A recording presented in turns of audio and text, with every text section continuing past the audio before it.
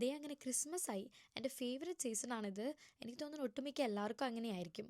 അപ്പോൾ ഇന്ന് വർക്ക് കഴിഞ്ഞിട്ട് ഞങ്ങളൊരു കുഞ്ഞ് ഷോപ്പിങ്ങിന് പോകാമെന്ന് വിചാരിച്ചു. പ്രതു എന്നെ പിക്ക് ചെയ്ത് ഞങ്ങൾ നേരെ B&Mലോട്ടാണ് പോയേ.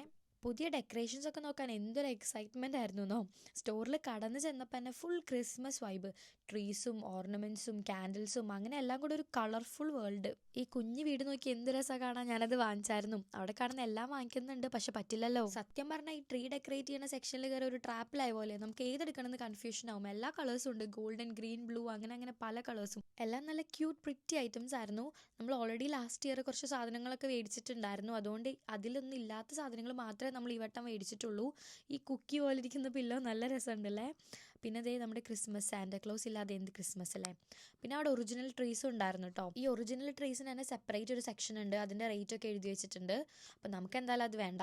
നമ്മൾ ഓൾറെഡി ലാസ്റ്റ് ഇയർ ഒരു ട്രീ ഇവിടെ നിന്ന് തന്നെ മേടിച്ചിട്ടുണ്ടായിരുന്നു. അതുകൊണ്ട് നമ്മൾ ട്രീ അധികം നോക്കിയിട്ടില്ല. പിന്നെ പ്രതി കുറച്ച് ലൈറ്റ്സ് ഒക്കെ എടുത്തു. ഞാൻ മെയിൻലി ഈ ആക്സസറീസിനെ ചുറ്റിപ്പറ്റി ഇങ്ങനെ നിൽക്കുമായിരുന്നു. നമുക്കൊരു ട്രീ സ്കേർട്ടും കൂടെ വാങ്ങിക്കാനുണ്ടായിരുന്നു. അപ്പോൾ നമ്മൾ ഈ വട്ടം ഫോൾഡബിൾ ആയിട്ടുള്ള ഒരു ട്രീ സ്കേർട്ടാണ് വാങ്ങിച്ചത്. ഇത് അത്യാവശ്യം ബഡ്ജറ്റ് ഫ്രണ്ട്ലി ആണ്.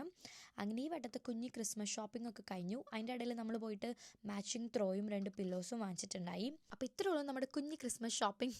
അപ്പോൾ നമുക്കിനി വീട്ടിൽ പോയിട്ട് നമ്മുടെ കയ്യിലുള്ള സാധനങ്ങളും ഇതൊക്കെ വെച്ചിട്ട് ഡെക്കറേറ്റ് ചെയ്യാം. അതിൻ്റെ ഇടയിൽ ഞങ്ങൾ സ്ട്രേഞ്ചർ തിങ്സും കണ്ടു. ബൈ.